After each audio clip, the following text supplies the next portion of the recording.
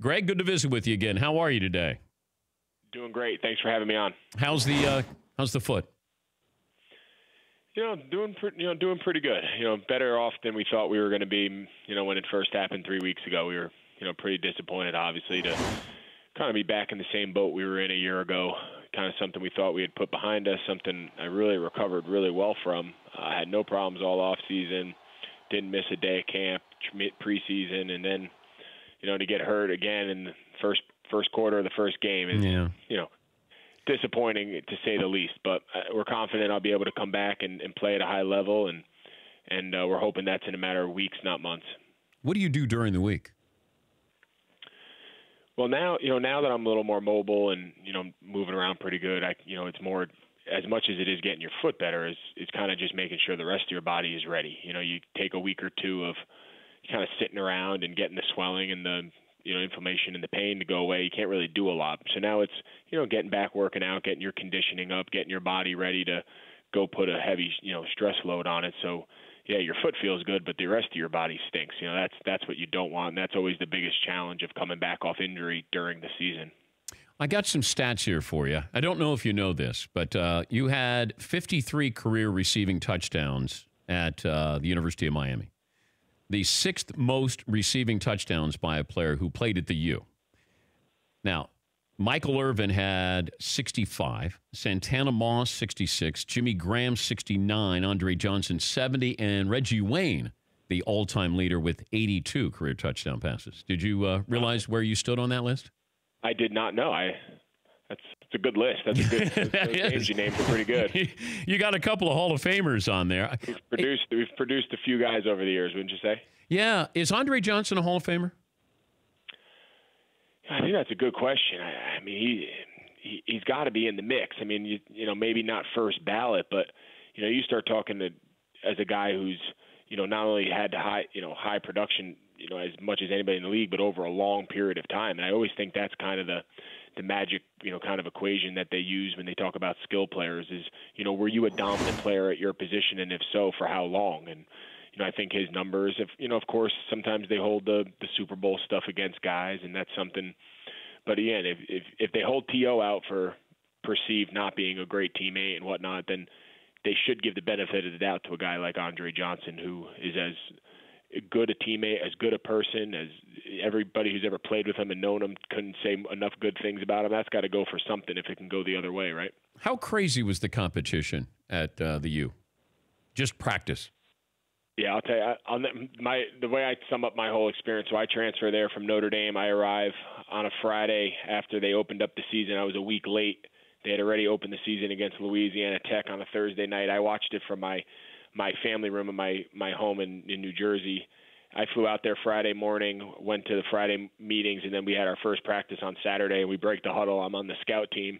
And of the 11 guys on the starting defense, I think 7 or 8 of them went on to get drafted in the first round, either that year or the following year. So, I mean, that kind of symbolized what it was like. And, you talk about an eye-opening experience, just being around such good talent at at all 3 levels of it was a very unique experience in my time there. But who was the talent that you just went, oh my God, I never encountered this when I was playing football in New Jersey?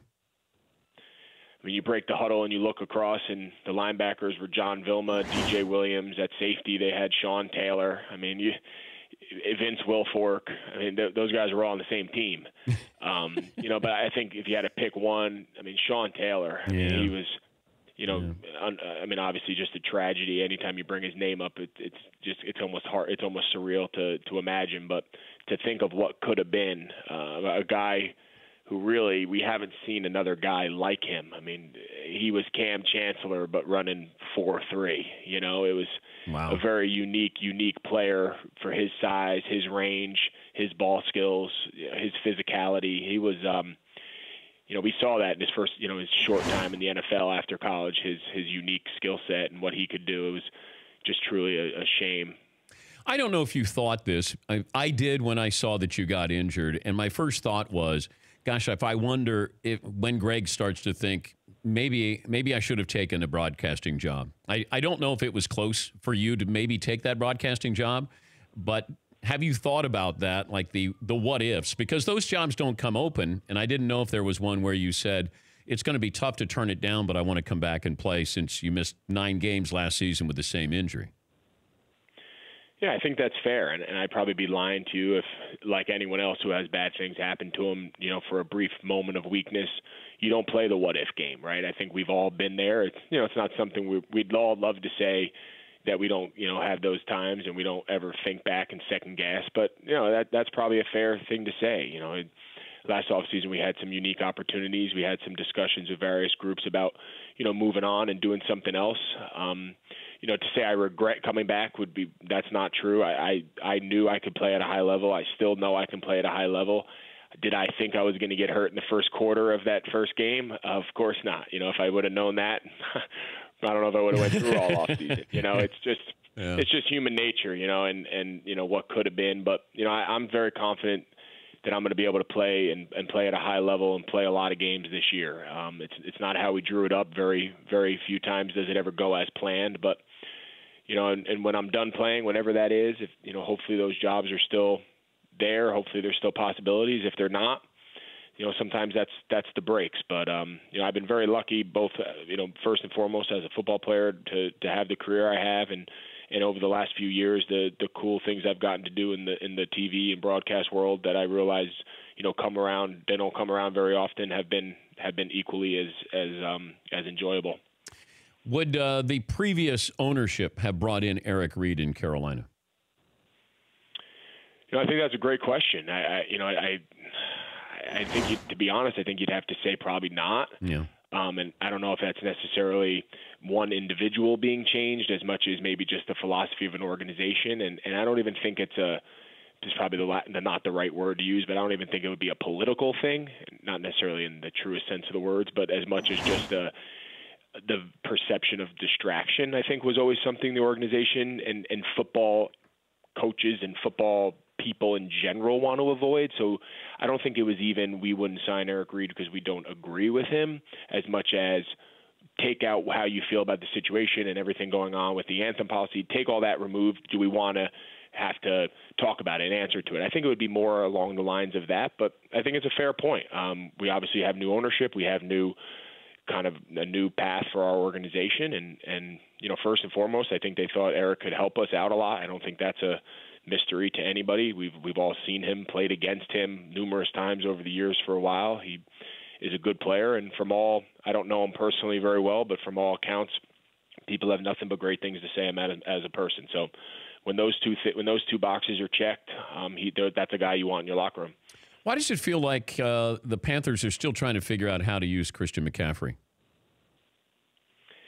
Yeah, I feel like the last couple of weeks we've done a pretty good job, to be honest. He caught 14 balls in week 2 and then follows that up with 26 carries for 180 yards in week 3. I think each week it's going to be hard to predict what his impact is. I don't think it's necessarily fair to just compare his rushing numbers to other runners or, on the flip side, his passing numbers. I think for him it's about touches and what he does with those touches, and whether it comes through a pass, comes through a run. I don't think it's really relevant.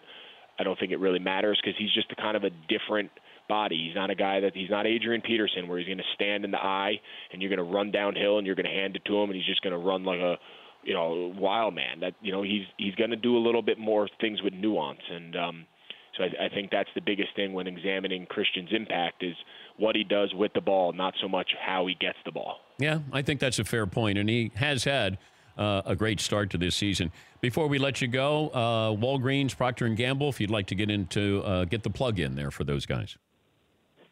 Yeah, it's been cool. For the whole month of October, we're working together on this BOGO 50 Blitz. You can go to your local Walgreens, any participating P&G product. As you mentioned, you buy one at full price, you get a second one, and for 50% off. So as all of us, I got 3 young kids, a busy household, things that we rely on a daily basis.